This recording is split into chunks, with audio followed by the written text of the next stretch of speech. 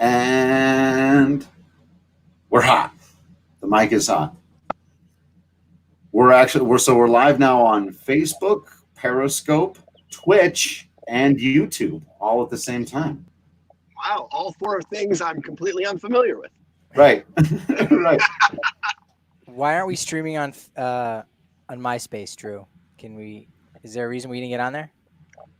I think the URL died. Yeah, I think the URL died there. Right. We should be coming live from a GeoCities site. What's going on, man? We're slacking here. GeoCities. Wow. You're not on Twitter, are you, Cory? I am on none of them. Why? Never have been. Yeah. I just, I don't know. It's interesting. My daughter's now 12 years old, and she is starting to ask about those things, but I've just never found the need to do it. I don't know. I feel like I'll only get myself in trouble. It's good you know that about yourself, right? Seems plausible. Yeah. Seems plausible. All right. Looks like we got some folks in, so let's go ahead and get the podcast started, and we'll just get rolling with chatting and telling stories. Okay.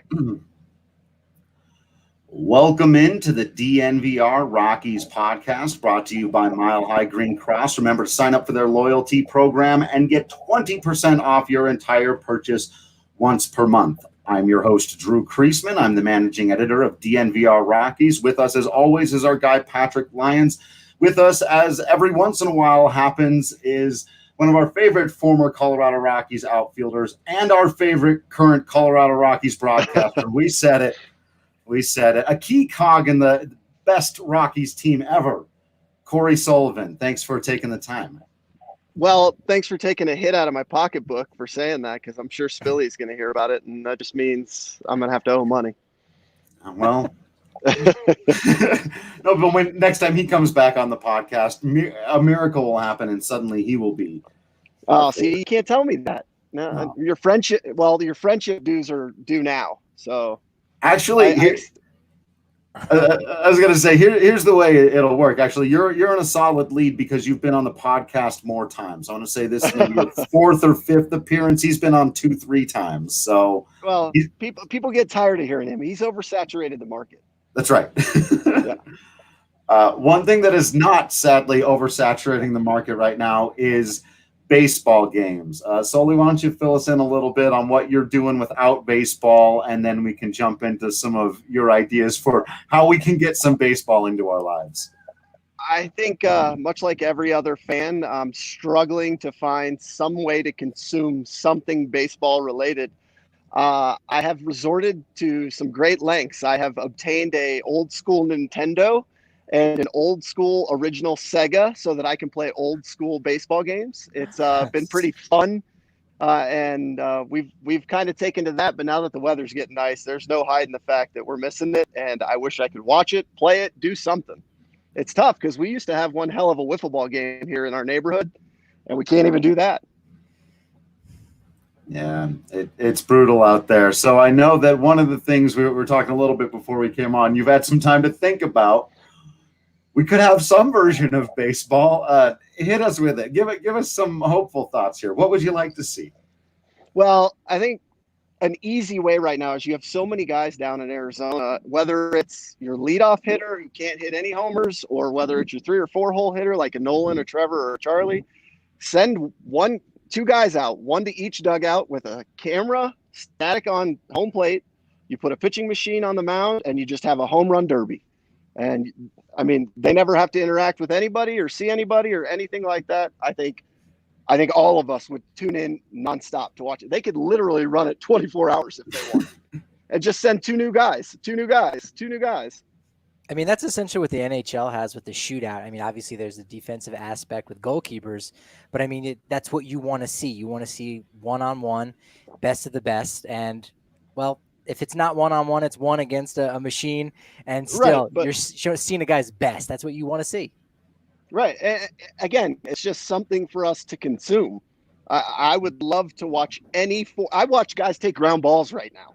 Let's be honest. I was trying to think, like, who's the most obscure. Like, I'd watch Chris Owings versus Harrison Bader in a home run derby. Yeah, absolutely. And let's be honest. I think Vegas could probably use something for people to put some money on.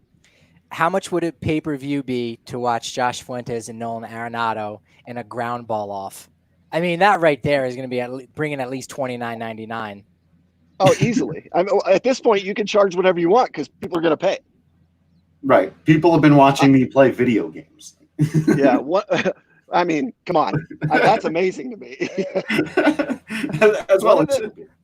I want your guys' opinion of this, but one of the ideas I really think when they do get back to playing baseball, is if we're going to do this in empty stadiums. I know they've talked about Arizona, but if it gets too hot down there, you're not going to be able to do that. Come to your hometown, right? Let's say here in Denver, Colorado. I live up in Evergreen right now. Why not just play the games at Evergreen High School, Thomas Jefferson High School, right? Yes. All you need is a camera crew, put it on TV. You don't need fans. And to me, I think the guys will enjoy that more and the game will be better because it's not played in just a vacuum of an empty stadium. And then you've got the high school kids, when you think about it, saying, oh my God, Nolan Arenado was standing at my position on my field. Right. I just think it's such a unique aspect of the game. That's grassroots right there, right? That's bringing the game. You've got the major leaguers making, the money that they do, millions of dollars. But yeah, bringing it back to where did it start? On some little field next to a high school that's got some weird dimensions. Bring it there. Bring it back where it started. Right. And really, I mean, I know you're going to eventually, when the game gets on TV, people are going to try and show up and watch. Well, you could do your best, but I think fans will enjoy the idea that you're bringing it to them so that they know not to come, right? They'll stay away and let these guys play the game, and we'll just watch and enjoy it, man. Love it. Our guy John says he'd pay $30 for that, presumably just to watch on TV. I know a lot of people bring up, wouldn't there be a ton of, you just started to mention, you just need a camera, crew out there, maybe a little bit, but you work in the production side of things. Now tell us, in terms of the logistics, how doable is this? How many people would you need out there to broadcast a game? Can we still hear you and Spilly and Jenny and Drew and Huey? Can you do that remotely? How would we set this up? So ironically, Jenny and I last year tested, we call it a Remy broadcast, where we tested remote broadcasting. And we actually had to do it once live. One of the games in New York a few years ago, the audio went down and Jenny and I had to call the game from the studio just for an inning. But it's a little different for us. But to be honest with you, I think it would be so cool and unique for the fans. But on the production side, realistically, you could probably get away with 4 cameras. You have your center field camera, you got your camera above home plate, and then 1 on each dugout. And that's all you need, those 4 people. And you'd have a camera truck, obviously, where they can run replays and do all that. That would be the interesting part, because inside that truck, you've got roughly 20 people in close quarters. So that's where they'd have to figure out how to do it. And of course, that would probably mean you would lose the ability for instant replay. But I think that's just one of those things you have to get past right now. Again, we just want to get the game back. We don't care if it's at Coors Field. We don't even care if it's at a spring training complex. Bring the players back. Bring the game back. If we lose those little elements, I think that's a more than fair trade-off. I agree. I mean, this year, I don't want to say it's going to have an asterisk, but it's going to be different, and it allows for the opportunity to change some things. Some you can test out. I don't mind Justin Turner's advice of the home run derby to decide a game, but I'd like to see it that wherever you are in the order is who's up. Ooh. Oh, right. See, these are if you got an 8-hole hitter who's a singles guy versus a 3-hole hitter, it's going to be a slaughter. But who knows? Maybe the guy, the 8-hole hitter, hits 4 and he ends up winning it. And that becomes a strategic element, because now you're going into the 9th inning saying, all right, look, if we can shut down the other team, we go to extras to the derby. Right. But now how do we want to end this game? The guy who's hitting 8th, because of a double switch is much better. Do we put him on first base? Now you've increased the odds of the team winning the game outright in the 9th inning because you're too preoccupied, focused on that home run derby. So you lose the pitcher, right? If you're going to add the DH, which seems like that's going to be the way it's going to go for the 2020 season, but you definitely bring in a new strategic element in the game with this suggestion. Yeah, and again, this is not to upset traditionalists because I fancy myself one in a lot of ways. Mhm. This is just a year where we get to have some fun, bring the fun back so that we can truly enjoy it and get our minds off of everything else. Yeah, Adam says I would pay to watch a bunt off at this point. So all of Exactly. those. I'm coming out of retirement if that happens. Show us those bunt off skills. These ideas are obviously more exciting. Sully, you mentioned that there were a couple of things that I've been very intrigued about if they get back out there on the diamond to play. Everyone knows I'm a big electronic strike zone guy. It seems like if they get back out there in one way or another, we'll get to test that more. I've come around on universal DH, but the biggest thing for me is if, let's say they're mostly regular games, empty stadiums, whatever it may be, but we're playing them all in Arizona and Florida. The one that's been most interesting to me is how will a Rockies team that has always had this Coors Field and then the hangover problem looming over them, what do you think we would see? Would we see a far steadier? Would Nolan's numbers just jump off the charts? Or would you be as intrigued to see this team play without all of that stuff? And would that ultimately be a good thing if it's determined that actually Coors Field is this giant hindrance? I don't know. What do you think? What's your take on it? It's an interesting thought. I actually hadn't had that, but if they were to play every game down in Arizona, I do think the numbers would show a significant difference, particularly home road, because let's say they play every game at Salt River Fields as a home game and then they go play everywhere else. Well, conditions aren't changing. Right. So you're going to see very consistent numbers from all of them. And I think people will finally understand the true effect, not Coors Field has, but going on the road has. And I think people are starting to learn that is a thing, but they don't understand how to digest it or what to make of it. And, I think you'd see, depending on the games, if there's 100 games, I think you could see guys go on stretches where they might hit a homer in 15 straight games. It's amazing how you're going to see a lot of those things start really changing. It's amazing how far we've come with analytics and sabermetrics. Yet there's as you said, not everybody fully understands that the effects of Coors Field is probably worse when you go on the road because of what off-speed pitches look like. But we're still trying to make growth there, yet we're still so far away from entirely being able to compute it. Well, how do we have a metric that says, we understand what Coors Field does, but to this degree it changes? We haven't really nailed that down, how much a player is aided at home and on the road versus on the road. We just still don't know how good players in Colorado have been. Patrick, I want you to think about this. It's also going to have varying effects on various types of players. You get a guy who at Coors Field could be a 20 homer guy, but that 8 feet of difference is every home run that he hit. And all of a sudden he doesn't hit for power. And all of a sudden those balls aren't doubles. They're caught at the warning track.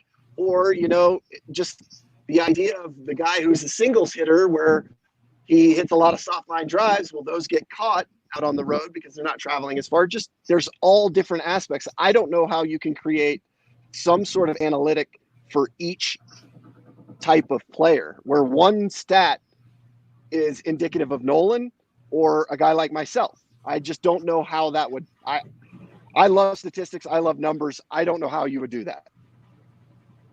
Yeah, I think that I've always sort of talked about that, how Nolan Arenado just at Coors Field doesn't matter to him, where somebody like DJ LeMahieu took full advantage of it. And to his credit, now he's taking full advantage of his current ballpark.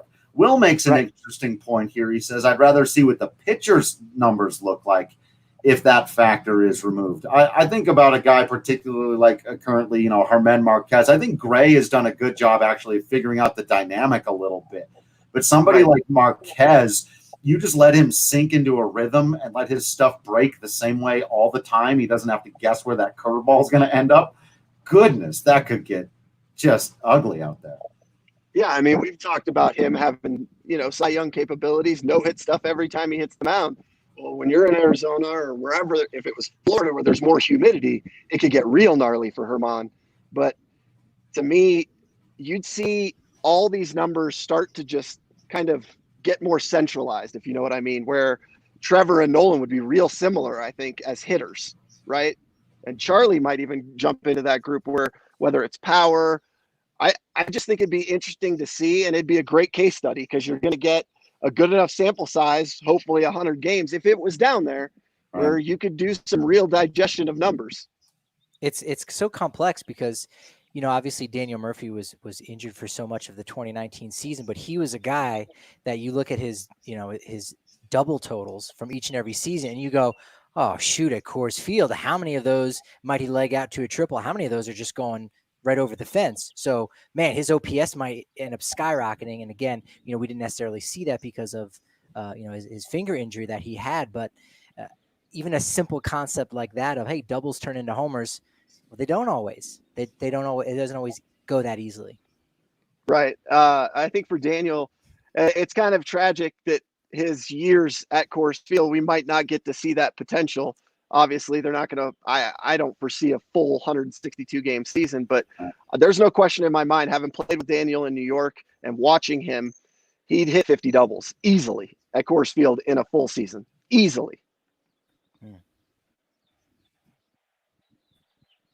Yeah, that's pretty wild. I think Drew got caught up a little bit.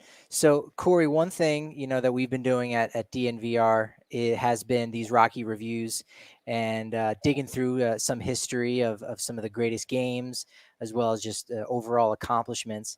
And you've had several fantastic, memorable games for the Rockies, but one in particular, and I'm sure you've been asked about this before, was from April 9th, 2006. Does the name jump out already? Yeah, Jake Peavy and Chan-Ho Park. That's what I think of. Those are the two pitchers. 2 triples in 1 inning. Go back to that, at least from where it started, as far as your first at bat in that inning. Anytime we had an opportunity to face Jake Peavy, it was always a battle. Yeah, especially in those years, Cy Young years for him.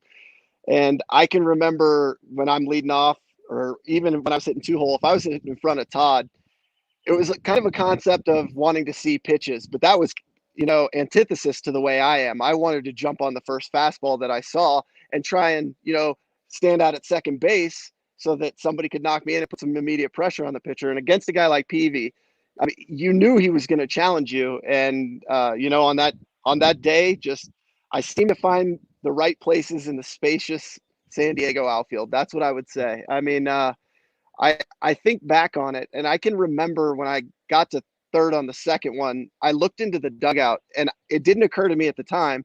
Everybody was like, oh, you're mean mugging us because you got 2 triples. When I got into the dugout, I was like, I didn't even realize they were in the same inning. Yeah, I guess that happens. It took so long that it didn't even process in my head. Yeah, I guess that's what happens when you score 7 runs in an inning like that. It's just It's like we played defense somewhere in between these 7 runs, right? No, we've been in here for the last 45 minutes straight. Yeah, especially in San Diego. That back then in Petco Park, you never thought that was going to happen. Yeah, that's such an interesting ballpark. John Gray has talked about he pitches so well there, and he's not really sure why. Has that place in particular, has any other stadiums just had a better hitter's eye overall, that when you get there you just know you're kind of more into a groove than you are in other locations? For me, I loved hitting there. I loved hitting at Dodger Stadium. I really, really did. I don't know what I liked. The grass is super fast there. It's like a pool table. And I just felt like I could see the ball. I love the way the crowd was involved there. Anytime it's loud, I think all players enjoy that. It just makes you a little more amped up. Old Atlanta, I loved it. I don't know why I think SunTrust, the ball flies pretty well, but I loved hitting. They had that giant 80-foot jumbotron. You kind of get stuck looking at yourself every once in a while. Yeah.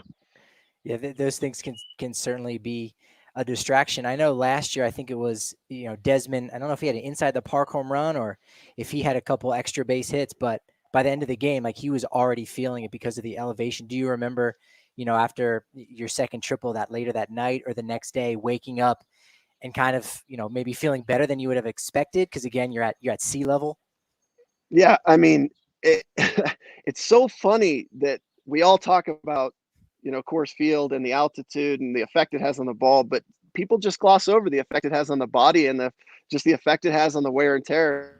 There's no question that had that happened at Coors Field, I would have felt it the next day. Even just something as simple as running virtually 180 yards. That's all that was. But when you do it in San Diego, it's a whole lot different than when you do it with less oxygen at Coors Field. And, you know, like I said, I just loved hitting in San Diego, and obviously the weather's pretty much perfect. So it's a little different. Hi, Drew. Welcome back. Hey, how's the podcast going? Good. Talking about hitting 2 triples in San Diego. One of us did. I'm not going to tell you who. You'll have to go back and listen. But, when as you touched on, and I know Charlie talked about that in the 2018 World the playoffs, just overall about, how the body just gets beat up playing at altitude. And you, of course, know how hard Charlie works after games where, he's the last guy that we're waiting to talk to, because even after playing a 3.5-hour ball game, he's working out. So, for you, was there ever like a moment in games either that dragged on or it was a hot summer day where you thought about maybe almost having to conserve your energy in a moment? Or do you just, as a professional, say, I can't think about how tired I'm going to be or how tired I am now. I just got to push through right at this moment? It's funny. We all have that hubris, that ego that wants to say, you know what, I can conquer it, I can do it. But I can remember one of the 2 or 3 16-inning games that I played in at Coors Field, just being exhausted by about the 13th inning. And I really had nothing left. And it's always funny when you watch those games at Coors Field, you watch the swings that start happening after the 12th or 13th inning, and it has to end on a home run because guys are just so exhausted. It's going to take one of the guys just connecting on it.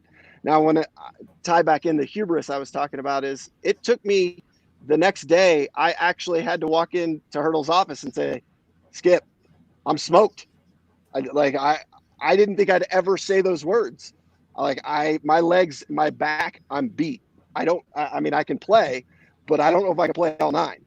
And thank God other people had been through that. I mean, obviously we watch it with Todd back in the day where his body and what it would take for him to get back at it. Charlie, tell you what, Charlie's a machine, man. He's learned how to really prepare his body on a daily basis. And obviously technology's changed a lot, but what he does is full-blown focus for 6 months of, I know how to get my body from A to B. Yeah, and Drew and I have been talking this offseason that it probably blows some people's minds away, and it might right now for anyone listening, is that Charlie Blackmon is not much younger than Carlos Gonzalez. Nope. And yet one guy is still at the top of his game coming off another all-star season. Another guy is, for better or worse, battling to try to find another job this season. And it all goes back to his, preparedness both on and off the field. Yeah, I think it's interesting you bring up Cargo when you compare the two. Cargo is easily one of the 3 most gifted athletes when it comes to baseball that I've probably ever seen. And I think a lot of times for Cargo, it came easy. And Charlie, I think it's the opposite. A lot of the time it came real difficult, and he's had to figure it out as he went. And one of the things that's always blown my mind about Charlie is his awareness of himself in his life, like in the moment. He understands, I've got this time to capitalize, and I'm going to do everything I can to make sure I do that. I think for myself, having thought back on my career, there's definitely places where you think I'm weaving in and out of doing the hard stuff, right? Charlie is like, I'm going to hit the hard stuff right in the mouth, and we're going to go for it. Wow. That actually leads me into something I wasn't sure I was going to ask you about or not, but I've been putting together sort of my all-time Colorado Rockies starting lineup. And there's only thank you. Thank you for putting me in that, Drew. Right. You just missed out on the cut. I had just first team, Cory. I did. I appreciate that. I don't know what you were thinking. But one of the places where there was more of a debate than any other, the Rockies have had a lot of great outfielders over the years. We know who's in right. What I did was I put Cargo, because of what you just said, at his peak, and we're assuming peak in health here. So I put him in center field. Okay. So the big debate really was in left field between the guy you were just talking about, Charlie Blackmon, an all-time face of the franchise, a multiple-time All-Star. By the time he's done, he might lead or be second to Todd Helton in all of those franchise categories, or one of your closest friends, the best player on the best team in franchise history, Matt Holliday. Who you got? I truly probably would be. I think I'd be close on their numbers, but when it comes to breaking down best or top, I like to look at like a peak 4 seasons. Peak 4, maybe even 5 if they qualify. If guys have got 5 peak seasons, which Holiday would have, having been there 04 all the way through 08. I'm probably, and this is going to be interesting, I'm going to give it to Charlie, man. I think just what he's done at Coors Field for a longer period of time now. I mean, he battled those injuries early, and one of the things that really shook me, and I don't know if Charlie ever even knew this, and I'm going to say it. This will probably be the first time I've ever said it on TV or exclusive. is in 2011 and 12, I was obviously not with the Rockies, but Spilly and Hopper and all those guys were still around. And they would tell me that Charlie Blackmon, they would call him a poor man's biscuit. You know what that means? My nickname was Seabiscuit or Biscuit. Yes. So they would tell me that Charlie was a lot like me, but not as good defensively. And I was like, oh, okay. I got news for him. Charlie Blackmon and I should never be used in a comparative sentence ever, ever, ever. What Charlie has done to make himself, and think about that. That's the way his teammates evaluated him. Right. At the time, he was a good 4th outfielder. That's what they're saying. You know, he has grown into a phenomenal Major League All-Star level player. And to me, Matt was always great. And Matt was, you know what I mean? I just give Charlie a tip of the cap for everything he's done to work to make himself that player, because just the sacrifice and time that goes into that is incredible. He deserves it. It's similar to the trajectory that some left-handed pitchers have, where it's not until they hit 30 years old that they really, come into their own. And you see some of them pitching late into their 30s, even early 40s. And I think that's the same thing, as you said, with Charlie, is that he's just had to work so hard. It's not natural for him. Whereas for Cargo, it was more so. And Cargo, had maybe not the benefit, but, Cargo had Tulo by his side. So it was those two guys ahead of the pack. And Todd, and Holiday. Hilton and Holiday were one. Don't leave out Garrett. Don't leave out Garrett either. Garrett was monstrous back then. I was a big Garrett Atkins fan. No two ways about it. But Charlie has Story and Nolan. So I think that's why he's getting overlooked, because there are the 3 amigos together, but at no point, it was always usually just 2 guys kind of leading the pack over the last, couple decades. And he's now sharing with these 2 other guys on the left side of the infield. And, he's almost forgotten about or just underappreciated. I kind of feel like if you look at Charlie, that's what he wants, right? Yeah. He's unassuming. You're unassuming. Most people don't realize how big Charlie Blackmon is. Right. Like, he is a beast of a human being. He's tall, he's strong, he's fast. But I think the thing that separates Charlie from a lot of people is his intelligence. He's brilliant, man. He really is. And when you're that smart and know how to use it in the game of baseball, because there are a lot of smart people in the game who can't figure it out, he's done an incredible job of figuring it out. I remember when he signed that contract, one of the reasons why I said he's going to be fine, even if his knees fall off and his back goes out and the whole thing, is because of his hitting is 90% mental. Like, you got to have the physical stuff down or whatever, but he thinks through an at bat as well as I think anybody I've seen since probably Todd Helton on the Rockies. Yeah, but he also adapts. He knows how to adapt, not just in a bat, in a game, pitch by pitch. He understands all of it. He's so prepared. I mean, you guys see him when we're in the clubhouse. The guy he literally doesn't know how not to prepare. He's one of the guys that I think, what do you think he's doing right now? Right? Like, Charlie and Nolan right now, I think they're just sitting there like this. Right? Like, let's go. Chomping a bit. Yeah, Charlie, I heard recently some comments he made about, the DH coming to the National League, and for him, he said he wasn't too much of a fan of it, like sitting on the bench, just waiting for that opportunity. It is, a rare breed that can excel doing that. It's harder than most people think. For you, you spent your entire career in the National League. I don't think you were a DH even once.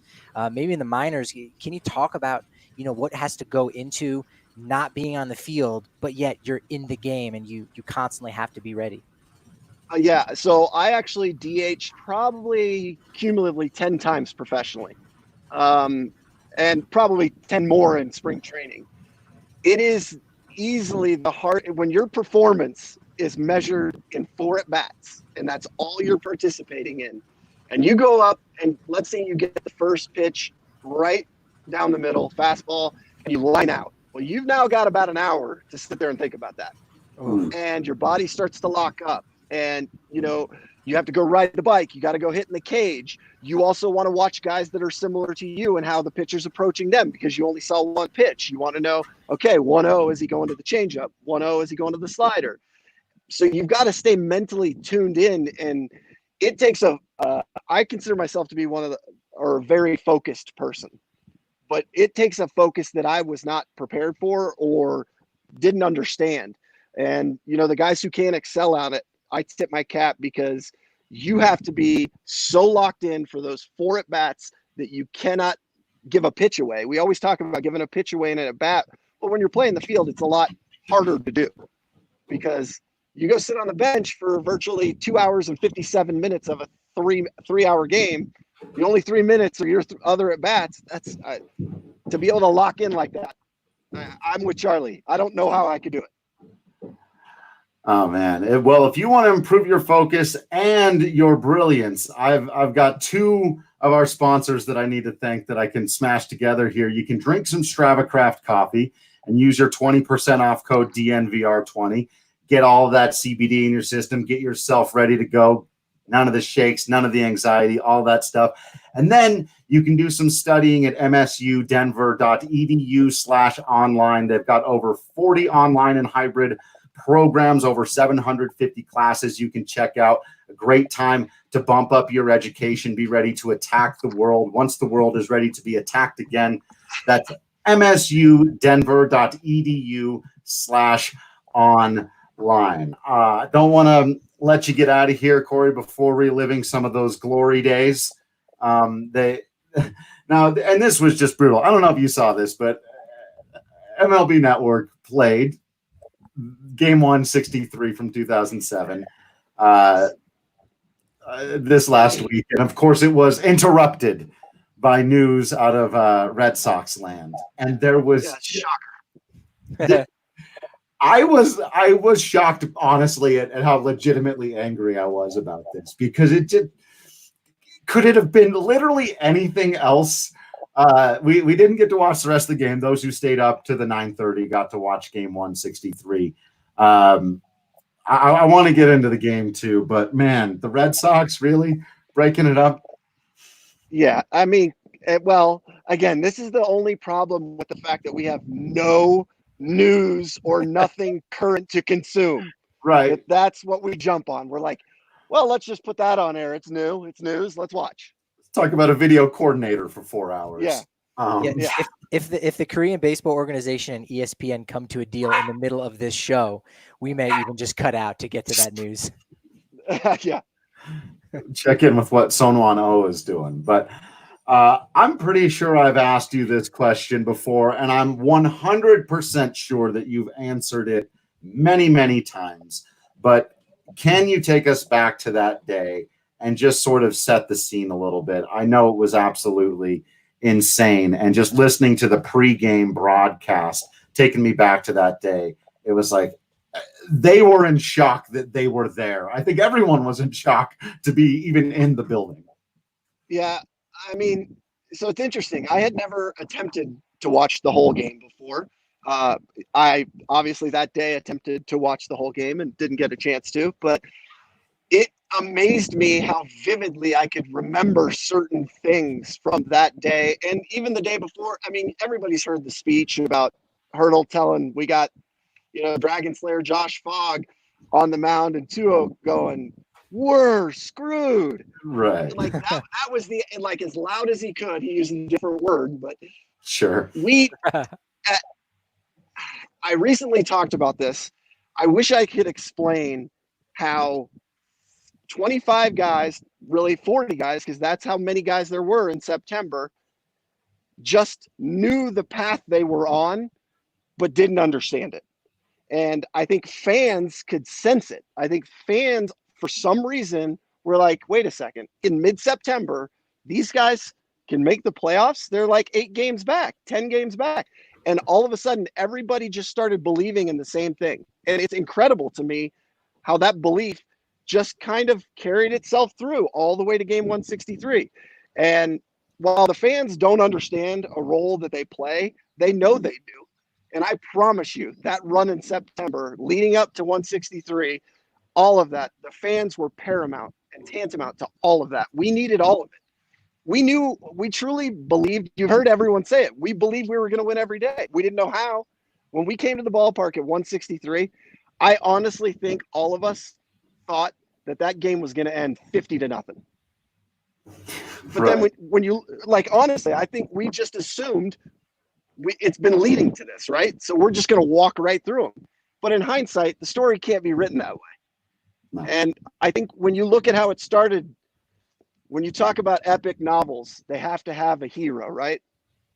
They have to have the guy. Todd Helton's homer off of Saito. I don't think there can be a better hero in a story written about a Colorado Rockies team to have that hero. I really don't. If Matt Holliday hits that home run, does it have the same weight? Does it have the same gravity as everything else? No, it does not. And game 163 was amazing. And seeing Helton and his response, right? Because you talked about everybody kind of turning, and I think we all look at that moment and watching him throw his helmet. And after all these years of stern, serious, at least to us on the outside, Todd Helton, to lose his collective stuff that way was just like, did that send shockwaves through the team? Obviously, again, fans have heard it. You've heard it. Not one of us got undressed. Not one of us got changed, got showered until Todd came back into the clubhouse after doing interview after interview. I don't know how long the wait was. It could have been 5 minutes. It could have been 50 minutes. We were all waiting for when he came up. He got a standing ovation from his teammates. Pretty cool thing. There was one other thing I really noticed when I was watching that game that in hindsight, because when I watched it, I was so nervous watching it. This time, obviously, I'm just watching it for the baseball stuff. And I noticed you guys seemed so calm. Garrett Atkins put together an at-bat in the first inning where he fell behind. He looped a little liner into left, a real easy swing on a slider he had no business taking into left field. And all I could think, and Helton almost hit a grand slam in the first inning. You guys jumped on him, the Cy Young winner that year. Right. And one guy I thought of too, the guy who hit the home run to put you up 3-0, Cory Alba, and his role in keeping everybody calm. So can you talk about that calmness and maybe his role in that as well? Yeah. So Cory, obviously, you look back and you look at September and you look at the role Cory Alba had. He was the leader, but he was also it's interesting when you talk about major league clubhouses, you've got guys from all different cultures speak all different languages. Kaz is on that team, right? So we've got Japanese speaking, we've got Latin speaking players, we've got American. Cory somehow found a way to bridge it between all of us, because a lot of teams you find starting pitchers are one place, relievers are one place, outfielders are over there, infielders are over here, catchers are doing their own thing because they're insane. And somehow Cory found a way to bring us all together. And you've heard everyone talk about that team and how everyone felt like it was a group of brothers. It really was. And I think Cory was just another one of those guys that helped us toddlers, as we were all coined back in the day. It was interesting because the toddlers, we won at the minor league levels all the way up, right? So then you have some ancillary pieces, because now you're performing at the major league level, and you got a guy like Todd Helton, and you got a guy like Cory, and then you've got these young pieces in a Ubaldo Jimenez and a Franklin Morales, right? To young Latin-speaking players that Cory just provides that steady heartbeat for, that just, hey, guys, it's another game. Doesn't really matter. Let's go out and be ourselves and play the game. And I think you saw it reflected in all of us that played in that game. Is we knew we were going to win. We had no idea what it was going to come down to, obviously. And we just played the game and prepared to do our individual job to make ourselves this cohesive unit that was so much better.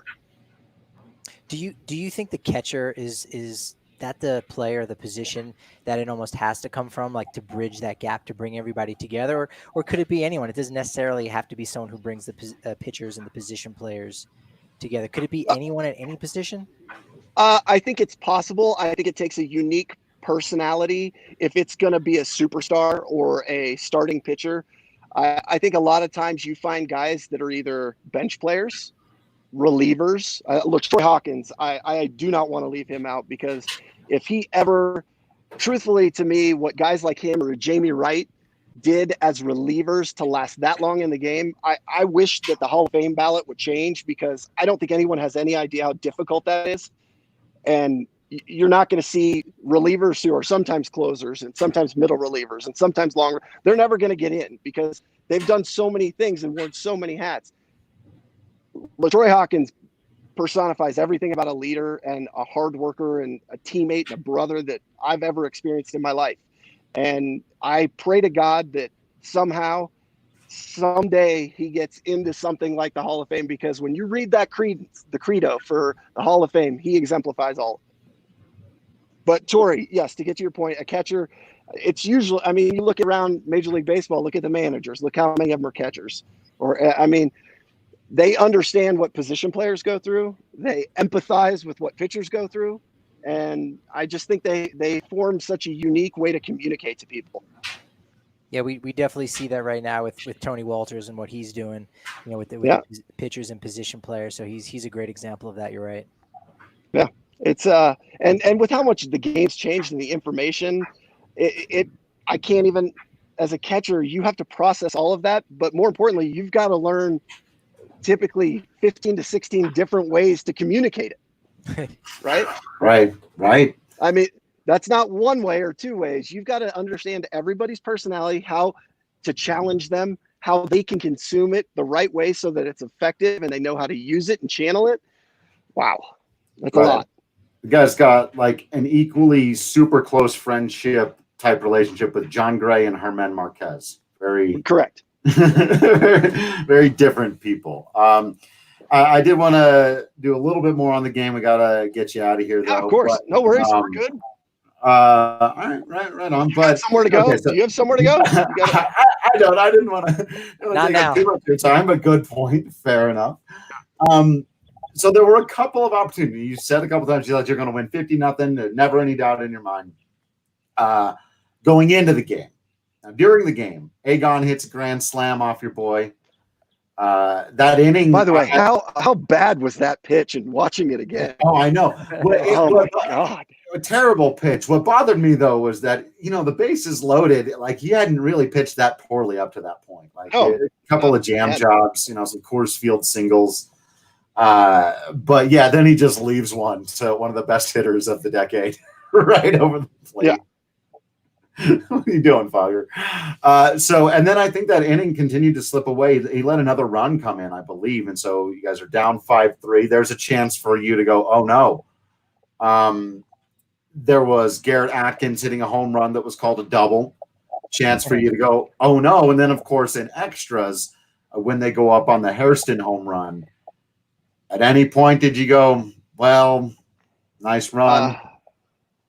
So, truth be told, I think I entered the game in the 8th inning. I came in for Sullivan. I think that's right. I ended up getting 3 at-bats, and I can vividly remember I'm in center field, obviously, Hobson left, or Hobson right, Holiday's in left, and he gives up, Jorge Julio gives up the home run, and Ramon Ortiz is coming into the game, so they come into center, we're making the pitching change. I can remember all 3 of us just looking at each other and just being like, oh my God, I can't believe that just happened. I can't believe it, but not one time I can remember did anybody say, I can't believe it's over. Like none of the 3 of us said it's over. Like it didn't even enter one of our heads. We knew where we were in the lineup, and we knew Trevor Hoffman had warmed up 19 times. So that's a bit of an exaggeration, obviously. He hated Coors Field. And you think that in your mind, because none of us got to watch it, obviously, how many pitches was that inning by Trevor Hoffman in your mind? Oh, right. What's your guess? My actual guess, because I know it wasn't very many. Like in my mind, it took so long, so you would think it was a 20-25. But because it's Matsui, Tulo, doubles. Well, we're not counting. There was an intentional walk of Helton in there, right? Correct. Don't count that. Okay, so 10, 11? I think it's like somebody look. One of you guys, if you can, look it up. I'm going to take like over 15, easy. Because we look back at it, and it seemed like it was just one pitch, and it wasn't. 19. Okay, yeah. 19. There you go. Yeah. I mean, it's incredible. I mean, when you watch the rhythm of that inning unfold, as soon as Kaz got on, everybody was like, well, how's it going to end? Nobody thought Jamie Carroll on a sac fly. I can guarantee you that. You didn't take that prop bet in the dugout before. Oh, my God. That would not have done well. Yeah. Now, did you? But go ahead. No, you guys so for your plate appearances, you've of course you said, these games have to end with the big players making the big plays, and in this case that happened. Jamie Carroll got the sac fly as you drew it up on the chalkboard that does not exist inside of Coors Field. But you faced you walked your first plate appearance as soon as you came in the game. Second one was against Doug Brocale. Bingo. And the last one's against I hit Joe a curveball, Thatcher. and I flew out to. I thought I hit, honestly, the ball against Brocale is his curveball, and I can even walk through that at bat. I remember on deck, I was like, when he throws me that curveball, I was sitting on it. I'm going to hit it out of the ballpark, and I'm going to end the game. And when I hit it, in my mind, I hit it perfect. I just top spun. I top spun it. I didn't backspin it, and it was caught by Giles in right field. But I mean, I think every guy on our team that day felt like one of those at bats. Like, it could be me. I'm prepared. Let's go. Yeah. I mean, I also said this recently is what a lot of people don't realize is most of the players lived that out, not game 163, but after we won the NLCS. Most people don't realize when they went out on Blake Street and 20th right there. Yeah. Most of the players, we all lived right around there, and most of us were part of that celebration. Oh, wow. Yeah, I was right in there. I was in there. Yeah. Most of us wanted to experience it just like you guys did. That's pretty cool. That's amazing. Yeah. Did you think Holiday hit it out? I did by his reaction. When he hit it, I didn't think he did, but his reaction was definitely. Yeah, I was concerned about the pop fly. I thought it was going to be just short. I thought it was going to get caught on the warning track. Yeah, I mean, and watching Brian out there, he legitimately could have caught that ball. Obviously, You're dealing with a couple of different materials, and that wall is kind of a little bit scary when you see all the height of it. But I don't think it would have been as great a story if he hits a homer there. Yeah, I agree. I think it's, if you're looking I think the right answer to what is the greatest play and the greatest moment in Rockies history is a sac fly off of the bat of Jamie Carroll. The slide as well, but it's not like you're saying, hey, great slide, dude. Really? No, because we don't even know if he I still don't definitively know if he touched the plate. I know Tim McClellan called him safe. I'm very grateful for that, but it's one of those things where it had to end on a right. Right. Because everybody kind of sat there for a second. The air got sucked out, and then we all went nuts. Right. Yeah. I think I love a great story. I love a great movie. I love a great book. And to me, that was the best writing I've ever experienced in reality.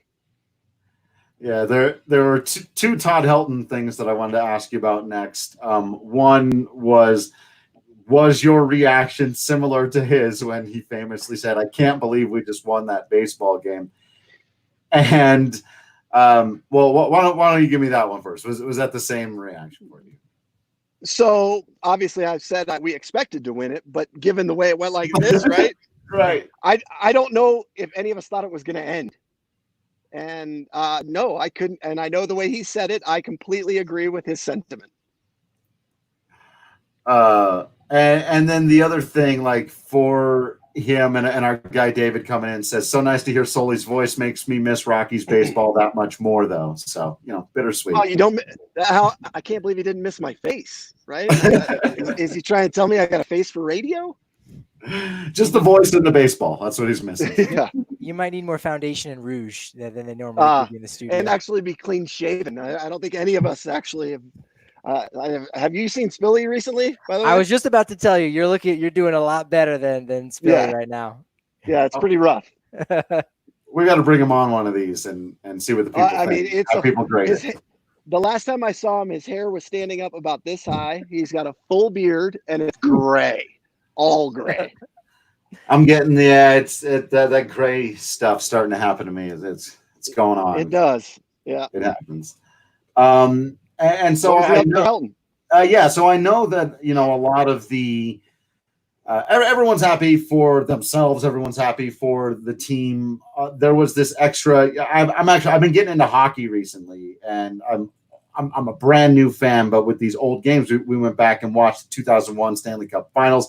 And I learned the story about Ray Bourque and all. I'd been in the NHL for all these years. Was considered a great, and he finally got his cup. Not quite the same with Helton, but the level of that. At what point did it sink in to you guys and more to the team? We know on the outside we were all kind of hyper focused on that, but at what point did you all turn and go, this guy who's meant so much to this organization and never gotten to taste this, just got to be a part of this moment? Well, I think honestly, when you look back at that run in September, I think when he hit the homer off Saito, like I said, all of us believed September 1 we had a chance to make the playoffs. That's why we started playing the way we did. But I think when he hit that homer, it kind of made us all believe that we actually could. Like, we actually can do this. And when we all kind of honored him, because the trade rumors that went around that year and where he could have been.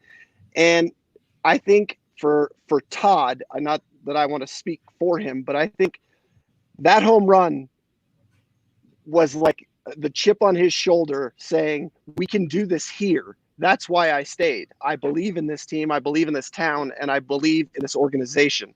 And when he hit that homer, I think we all became real galvanized that now we're going to do it for Todd. We're going to do it for Todd because he's the face of this franchise. When you think of the Colorado Rockies, who do you think of? You think of Todd Helton. And that moment this moment was when he put his arms up.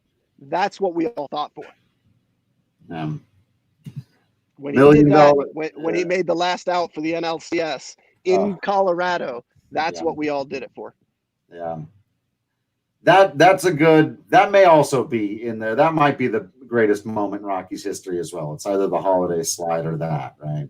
It's definitely the most memorable visually. Like you said, the face of, this 27-year franchise, shouting like a little kid, but of course has a man on his face. And it's just, that's it. 21 out of 22. They did it.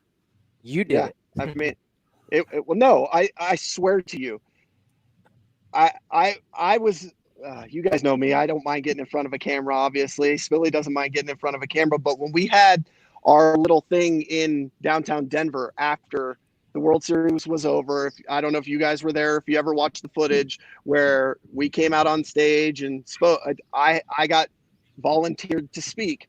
And I said this then, and I say it to this day, is the fans have no idea how much they meant to the players and how much they contributed during all of that. And I think that's part of it. Like, I think for the city of Denver, I think having mid-September just become this unbelievable sprint to the finish, I think every fan felt like they were part of the team, and they really, really were. That's how, honestly, we all felt. It's definitely how I felt at the time, and I've talked a little bit about it on this podcast before. It was something I needed, an everyday distraction. My actual life was just totally falling apart, and every single day for 3 hours or so, I had something else to do, and it was this extraordinarily exciting, the most memorable moment of time in the history of this team I grew up loving and rooting for. Of course, it didn't quite end the way we all would have hoped. Adam, with the $1 million question, one I know, again, that you've been asked before many times and answered, but given more time to think about it, do you believe if there wasn't a week-long layoff before playing Cleveland that you guys would have won that World Series? Whether it was the Indians, if they had finished off the Red Sox and we played 2 days later, or if it was the Red Sox and we would have played I would say there's no question it would have been an epically better series. But let's be honest, we played Boston earlier in the year. How did that go? Right? Yeah. We have it's one of those things. Baseball is a momentum sport. It is on any given day, any team can be beaten by any opponent. But I promise you, with what we had going, whether you want to call it karma, whether you want to just call it mojo, we would have put on a much better show. Because I feel like that's the hard part for players is, in hindsight, we feel like we let down an entire city. We let down fans because we didn't put on the performance we knew we were capable of.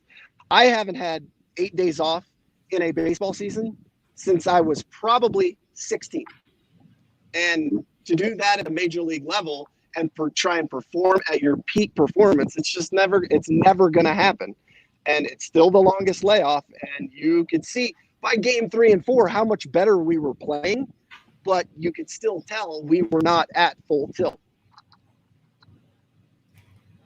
Yeah, that's a brutal one. Yeah, it is. But again, I don't know if you can write it any other way, right? We all want the Hoosier story where we end it, and because that's what makes sports great. But you know what? I can tell you this. I think 4 days after that season ended, there were about 9 of us already in the gym at Coors Field getting ready for next year. And that's kind of what it does. Yeah, you mentioned that, kind of getting ready for the next season. Of course, you guys took a step back in 2008 before, the Rockies went to the playoffs in 2009. That, there seems to be a trend with that where teams, they take a big step forward one year. It's hard to sustain it. You kind of backslide. And then that third year is when you're back again. Yeah, I think especially for a team like us and an organization that hadn't been or had that opportunity of going to a World Series. I think when you get into an off season, I've never been a general manager and I can't be inside Dan's head at that time. I think you try and figure out what went wrong, right? And you try and make the necessary changes. And as a young, inexperienced organization, some of the choices probably weren't the best choices. And I think when you then enter 2009, you know which choices worked, which choices didn't, and you can make the necessary changes to make the team better. Should have kept Kaz. I was with Kaz. You realize I got to be Kaz's teammate again in Houston in 2010. That's right. Yeah. Should have kept Sully. Yeah. Put the heart and soul of the team. They sent me off to the Mets. That's right. Yeah. You were the Gerardo Parra of that team. They needed you. Correct. Yeah. Jerry Manuel, Omar Minaya. I had Jerry. I love Jerry. He was awesome. Now, hopefully I'm not getting off the subject of the 2007 Rockies, too soon. But there's a little team down in Colorado Springs, formerly known as the Sky Sox, now known as the Rocky Mountain Vibes. I was curious. I haven't heard your thoughts yet on what Major League Baseball is looking to do as far as the, retraction of 42 teams in minor league baseball. And, maybe you don't necessarily talk about that, but maybe more just about your time in Colorado Springs. And the good people down there, because you spent parts of 2 seasons with the Sky Sox. Yeah, I mean, I loved, honestly, playing in Colorado Springs. It was unique for me because I skipped it on the way up. I had spent about 3.5 years in the big leagues before I got to go down and play in Colorado. That's my first foray in playing minor league baseball in Colorado, where the fans are fans of the Colorado Rockies, right? When I'm playing in Tulsa, it's a little different. They're not really Rockies fans. It's kind of a crazy thing. And getting to see Rockies fans from that perspective, I mean, they came out, they were incredible. Obviously, playing in Colorado Springs is a little bit different than playing at Coors Field in that it can snow, it can be 50-mile-an-hour winds. I mean, and the ball really, really flies there. But the fans were incredible. But to speak to your thing about Patrick about about contraction, I've actually been an advocate of it for a long, long time. Longer than it's ever been talked about. And I think it's, for me personally, I think having gone through the minor leagues and watched how many players don't reach the major league level, I think when you take away that many minor league teams, you're going to force a lot of really, really good players to go to college and get an education.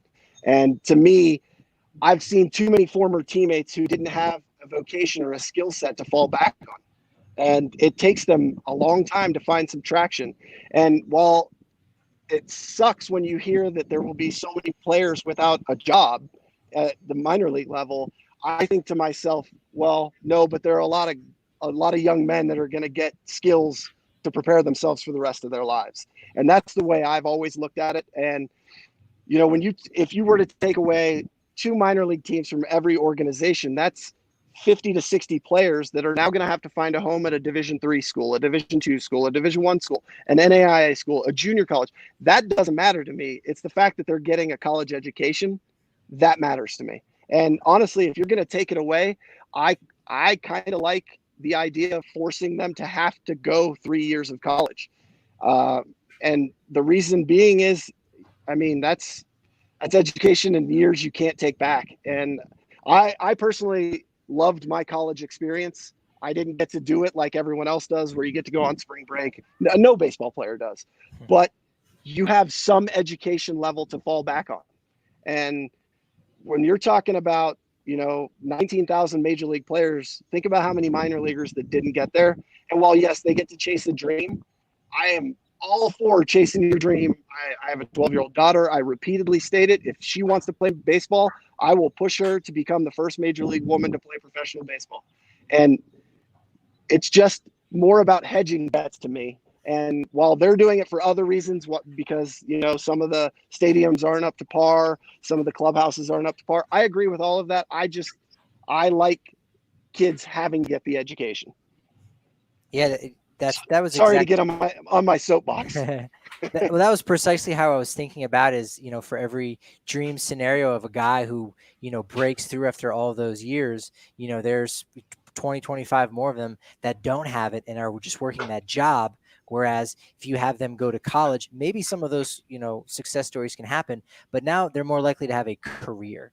And that's right. Ultimately what you want. You want a career, not necessarily a job. So I think it could really end up helping more people in the long run. Less people will have that story of when they were young and their big store from that big game, whether it was double, triple A, or making it to the majors. But you're going to have more, you know, successful people out there with, like you said, with a skill and a career and just, you know, better self-sustaining life. Yeah, where it gets interesting for me too is the Latin American players.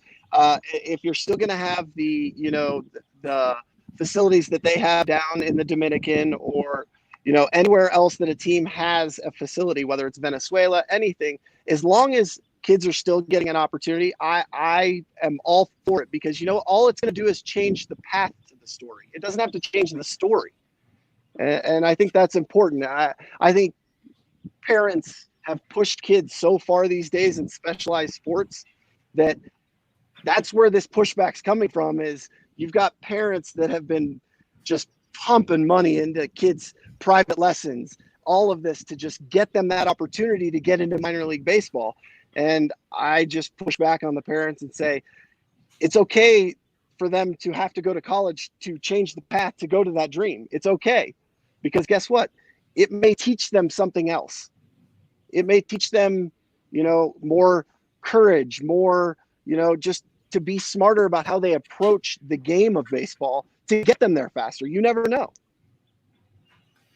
Yeah, no, that's a really interesting perspective. And I'm glad you brought it up, because we've talked about this several times and I've been kind of hyper focused on other elements of it. And I hate communities losing their minor league baseball team, you know, particularly looking at Colorado Springs and Grand Junction. Yep. Really, you know, I feel sad for the fans out there. I know they're great fans. There's a whole culture built around minor league baseball and going out and supporting the guys and then watching them, you know, for seeing John Gray and Kyle Freeland 3-4 years later make their big league debuts. And so we'll miss some things, but I'm really going to give a lot more thought to what you've said there about the education, because you're right. Like, and if anybody hasn't seen, there's that great, I think it was a 30 for 30, right? On, what was it called? Broke on. Oh yeah. On all the professional athletes guys who've had a ton of money or guys who've just had some money, and all the different kinds of ways you can lose it. And it's easy for fans to fall into the trap and be like, why should I be concerned about these guys? They've made it to the pros. They got paid a ton of money, and all you have to do is not be an idiot not to lose it all. But That's not how it works. Well, again, when you're talking about guys that are the top of their game, whether it's basketball, whether it's football, whether it's baseball, any of those sports, they become so hyper focused that sometimes that stuff's ancillary. And let's be honest, the best players I've ever played with didn't play this game for money, ever, at any level. That was just a byproduct of their performance. And, you know, for guys to go broke in that situation, I think they're focused on their career. They're not focused on, do I have $10 million in the bank? Do I have $100 million in the bank? No, that's why I hire people, and I'm not worried about it. I'm worried about playing the game. And it's unfortunate that people have gotten taken advantage of, and unfortunately, you know, had to lose all their money. But I do feel bad for the small towns, but I challenge them to not be so subjective or myopic. Think about baseball as a whole in the big picture and the product of baseball. It will be a better, more, again, how they get to that apex doesn't change. They get to the apex, just right. The journey changes. And I feel bad for the towns that, you know, have teams that draw well that are going to be cut out of this. But again, I challenge them to think at the 50,000 foot view rather than the 1 foot view. And if you know, where there's a will, there's a way. And you know, Major League Baseball has proposed a dream league, and I find there to be some flaws in that. But ultimately, you know, Colorado Springs in particular is not too far away from the Pecos League, you know, or from the Trinidad Triggers. So I mean, you could, you know, latch on that way and say, hey, all right, if we really love baseball, well, let's go to a game and root for these guys that these are underdogs. You know, they're not, you know, kids who got a $200,000 or $1 million signing bonus coming out of high school whose parents have pumped in all this money. These are guys, they're a little more grizzled. They're 24, 25. They're not even underneath the banner of minor league baseball. Let's go and support them. And like you said, it just changes the path. It doesn't, you know, totally stamp it all out altogether. Right. I mean, everybody wants to root on Crash Davis, the grinder, right? Because that's what that is. That is a pure grinder. Those are playing the game for the love of the game. That's the purest form of baseball when you get to watch it. One of the best stories I've gotten to cover that had nothing to do with the Rockies making the postseason in 18 and 17 was Steven Cardullo. Yeah. Right. I mean, that is honestly one of the most amazing stories I've seen in baseball. Thank God I got to cover it, because I don't know if I would have been a part of it otherwise. And for those of you that don't know, we won't do the whole thing now, but look that one up. We did podcasts, we did articles at the time. That it was just amazing to behold what happened with that.